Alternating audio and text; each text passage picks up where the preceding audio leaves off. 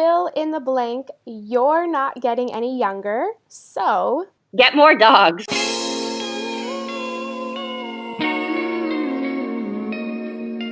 Hey you! Yes, you! Welcome to the You're Not Getting Any Younger podcast, a podcast for people who want to disrupt their lives for a good reason, to make it count. I'm your host, Jen Glantz, and every week I'll drop a new episode with stories from real people just like you, who woke up one morning and decided to make big changes, starting with small things. We'll cover topics like entrepreneurship, love, failure, and self-care. Hey, you're not getting any younger, so let's make this an adventure. Ready?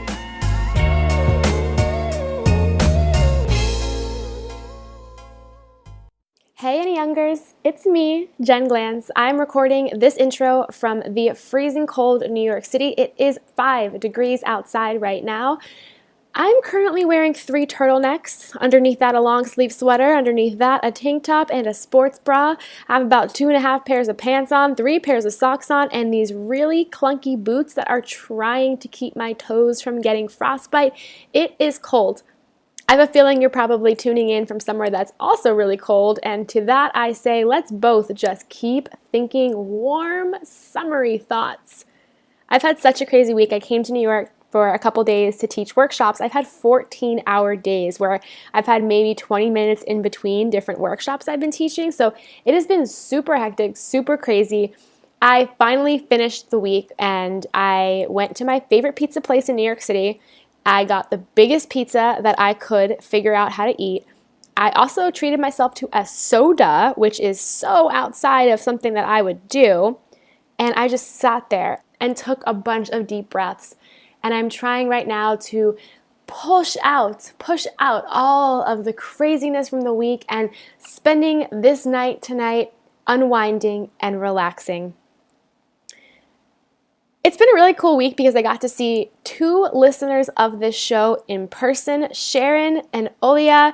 It was awesome getting to meet people in real life. So thank you for hanging out with me in real life, but also thank you to everyone who's tuning in and listening to this in your earbuds. You know it means the world to me.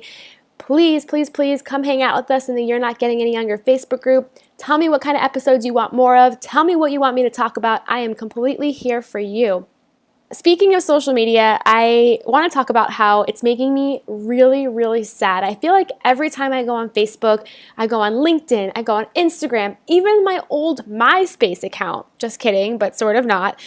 I just feel like everyone's trying to sell me something or ask me something, and I'm sick of it. I go on social media to have a break from reality because in reality, all people do is ask you for things and you have to show up. And when I go on social media, I want to sit there, sit still, and scroll for endless amount of time. And I feel like I can't do that anymore because everyone's secretly trying to sell me something.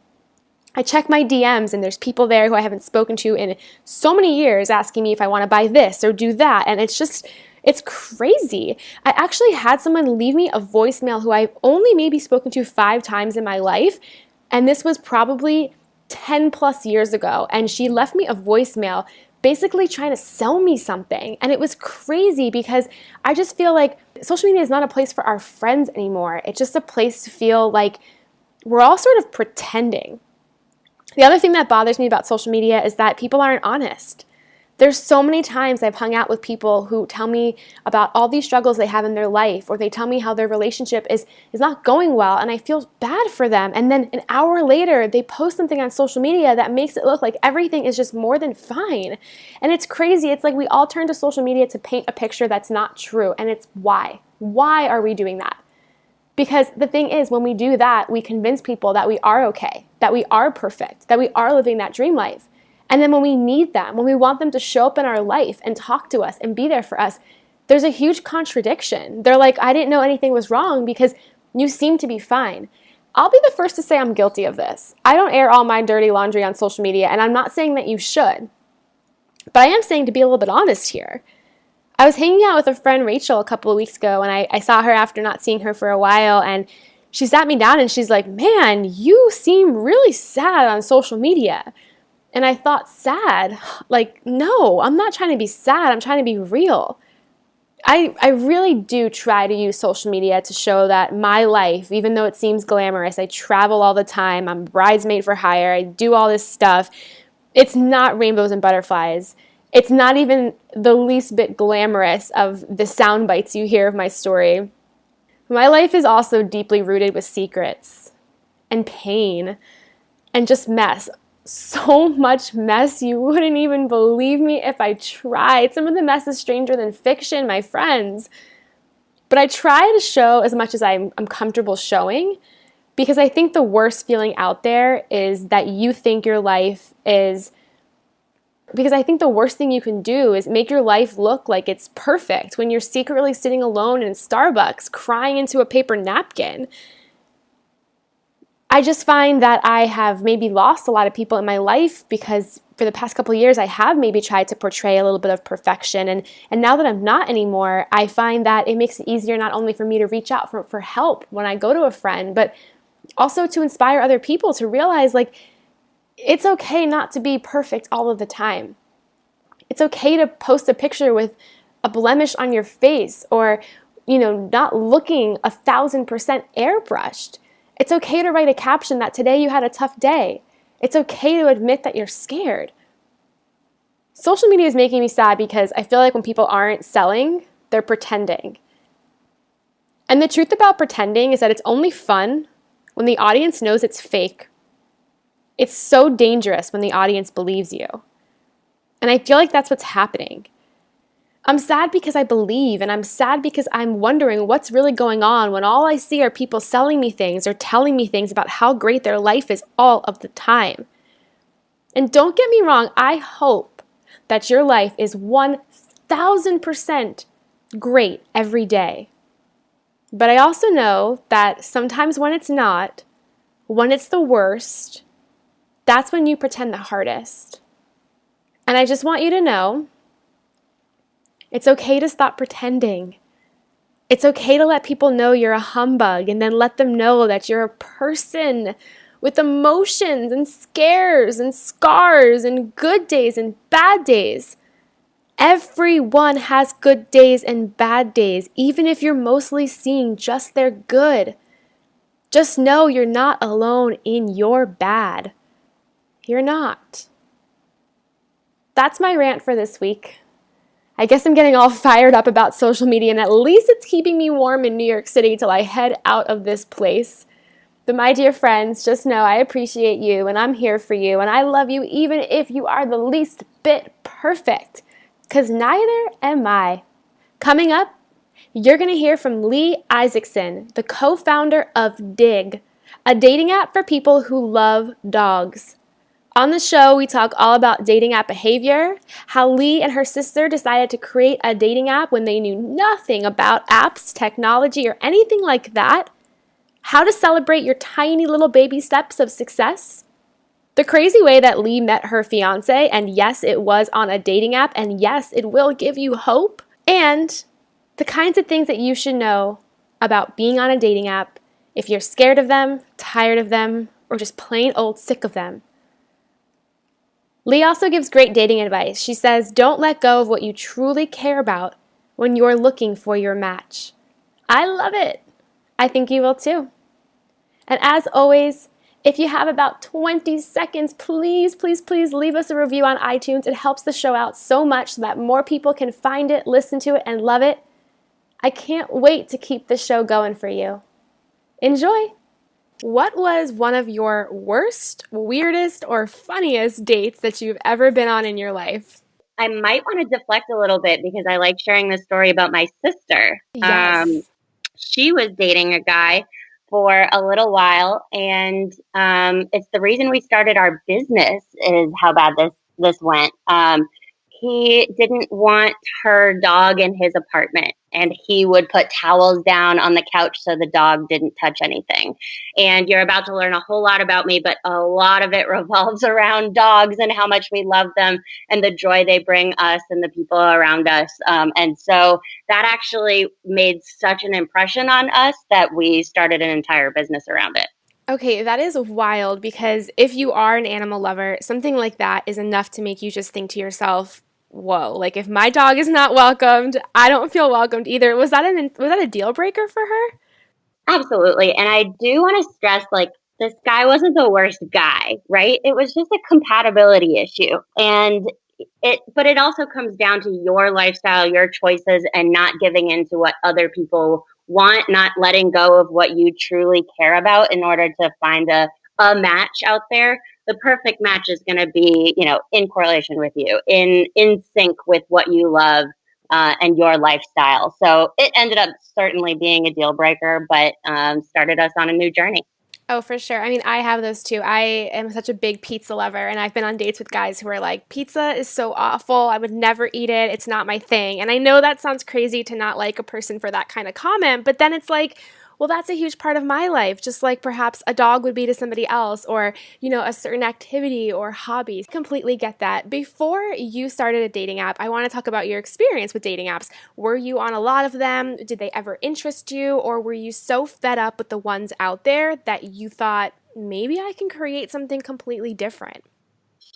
A combination of both. I was in a relationship for a long time and saw the dating app world kind of emerging while I was in this relationship that I felt really stuck in. And so you probably hear from a lot of, not single friends like, oh, I never got to use dating apps. And I was definitely starting to feel the pull and feeling really guilty about that. But ended the relationship on fine terms. Didn't get on the dating app until afterwards, but just saw this world of opportunities. I ended up being on a dating app for one day before finding my now fiance. And Stop it. That is wild. You met him on that dating app? I met him on that dating app. I guess I used it for the first time on a Tuesday night. We matched the next morning because apparently he used it every morning when he woke up. And then we talked all day that Wednesday, and we went on our first date that Wednesday night. And we just got engaged. Okay, Leigh, first of all, congratulations. That is Thank you. such an amazing story. And as someone like yourself who started a dating app, what kind of things in that one single day that you were on it, what did you get a feel for? Were you thinking, wow, there's just so many options on here? Or, wow, I wish I could filter this more to find somebody who had more common interests in that one day? What were some of your first thoughts about dating apps? Well, I had this incredible positivity going into it because I was so excited to see what the world was like. I didn't have any of the jaded feelings yet. And so I was talking to like every single person. I was liking almost everyone, just like trying to soak it all in and find, how these dating apps would work for me. I started talking to my now fiance, Adam, and one of the first things we talked about was dogs. And so that's not surprising at all. We share the same religion. We both spent time in the same places. He came on with like, not just a, hey girl, what's up? But he gave me three funny questions to answer right off the bat. So we had a full conversation to start. And I absolutely know this is not a normal dating app experience. I run a dating app now. So I'm not, I completely understand what people go through, but I was able to have this incredible experience to the point that I wanted to be a part of this world on a positive side for the people who didn't have that type of experience too.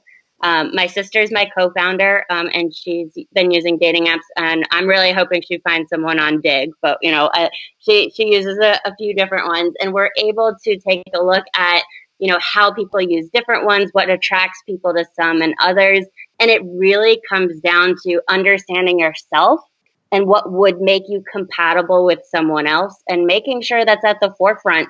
A big part of our dating app is getting off the dating app and meeting that person, right? So the average person is using 3 or 4 dating apps at a time for up to 9 to 10 hours a week.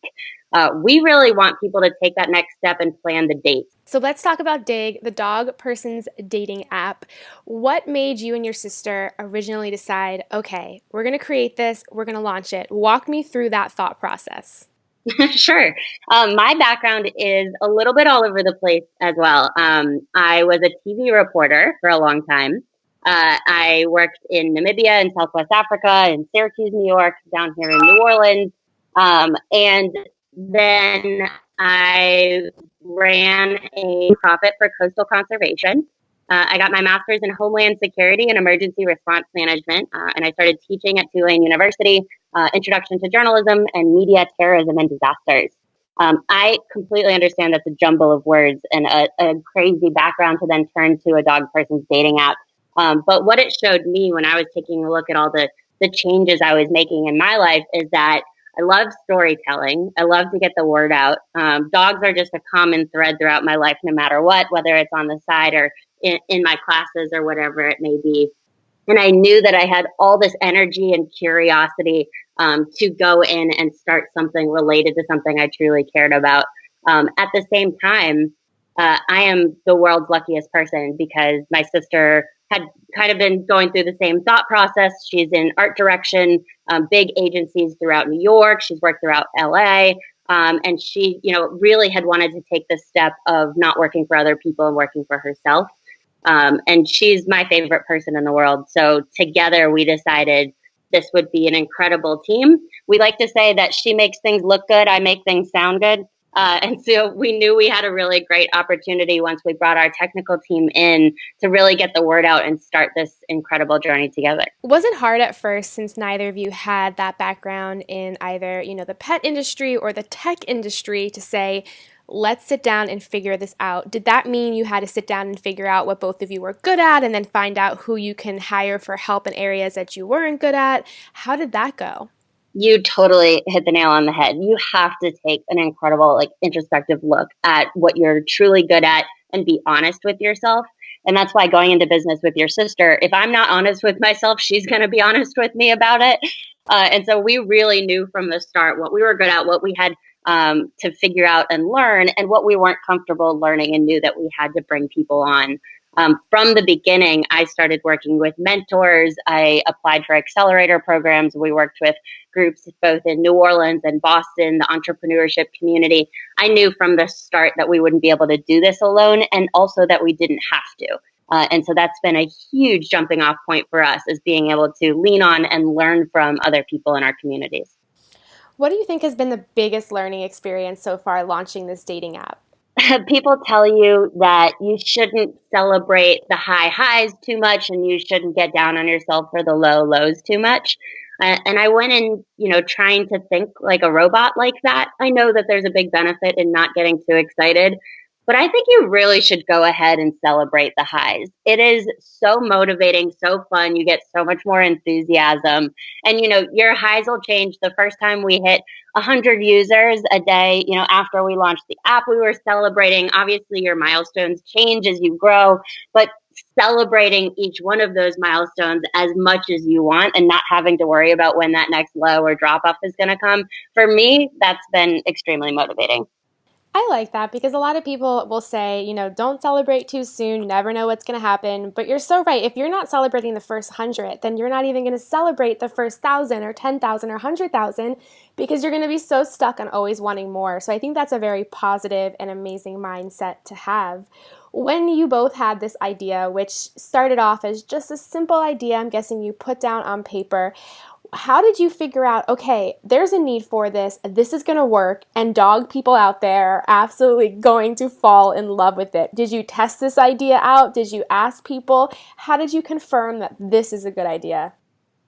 So we had my sister's story, right, of going into this relationship, and she just anecdotally started talking to people, seeing who else had this mindset or this process or had similar stories. And while she was doing some of just the preliminary research, I was going through the accelerator program here in New Orleans. And they tell you, when you're talking to people about your story, you want to see the whites of their eyes as they get excited about your product or your service. And that happened every single time. Unless they were a hardcore cat person that hated dogs, we were getting this incredible response with every single person we were talking to. So that led us to doing a little bit more research. My background, like I said, as a TV reporter, I was an investigative reporter. So I go to the numbers immediately, and I see that 55% of all single adults in the US are already pet owners. So you're already entering into a relationship with someone who has a relationship in their house. much more likely. And dogs are leading the way in those categories too. So we knew that, the excitement was there, the enthusiasm was there, the numbers were there, and it was something that we would actually be able to tackle together. A question for you from somebody in our You're Not Getting Any Younger Facebook group. Mary asks, I don't personally have a dog, but I absolutely love dogs. I'm wondering if I could join Dig as a dating app and look for somebody who already has a dog, even though I am currently dogless.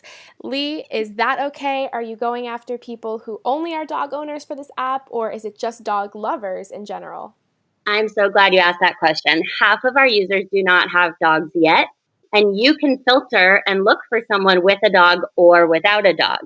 We know, especially in places like Boston, where the city has a ton of dog owners, but it's not known as a dog-friendly city. It's much harder to rent with dogs and find vets near you. There's not as many dog parks.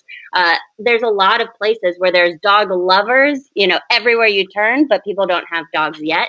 So we wanted to make sure that you guys were focused and you're able to find those type of people. The other major thing is not all dogs get along. So maybe you have a dog, but you need to find someone who doesn't have one, but also can love dogs. And I'll tell you a story of why we thought of that from the beginning. My mom has 2 Bavarian bloodhounds. They're smaller bloodhounds, but they're still, you can still picture them the same way. And they don't get along with other dogs. And so as she's searching for someone, she needs to find someone who doesn't have dogs, but loves the slobber, running in the snow, dog hair all over the house. I mean, they have to be a true dog lover.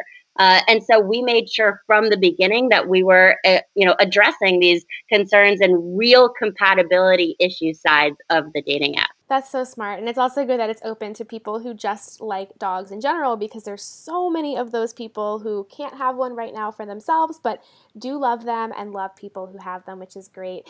Do you have any insight on the future of dating and dating apps? I know that in 2019, it's the norm to be on 1, 2, 5 dating apps, but do you have any insight on how our future is going to be in terms of dating, or just getting on more and more dating apps? Yeah, absolutely. It's really interesting because the pet industry is changing a lot and growing very fast at the same time that the dating app industry is changing a lot and growing very fast. So we are monitoring and straddling and a part of both of these changing and growing industries, but they're both looking like this one main trend of experiences. People want to get out and do more with their dog. They don't want to leave their dog at home. They want that dog to be a family member that's upfront and forward on the pet industry side. On the dating app side, you see this explosion of niche dating apps because people really want to make sure that you have something in common from the start, that you're not spending basically a part-time job's worth of time trying to find someone just to have a good conversation with. And so I think those things really align, that people want to be able to connect on a deeper level from the start and not waste so much time and really get to that relationship. That's so true. I don't know why they ever said opposites attract. I feel like that's absolutely not true, especially when you're searching on dating apps. Like, you want to find someone who has things in common with you, right? I will say that opposites often have great conversations. Right? Like, if you are both respectful of one another in your conversation, you're probably going to have a better conversation about things you disagree on rather than, oh yeah, we both like the beach.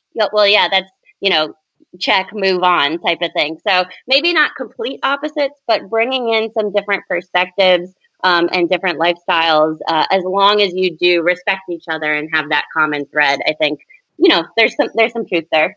I love it. Leigh, I'm going to end with the final question we ask everybody on this show. Fill in the blank. You're not getting any younger, so get more dogs. I love it. Thank you so much, Leigh. Please tell our listeners where they can find out more about you and your sister, and also Dig.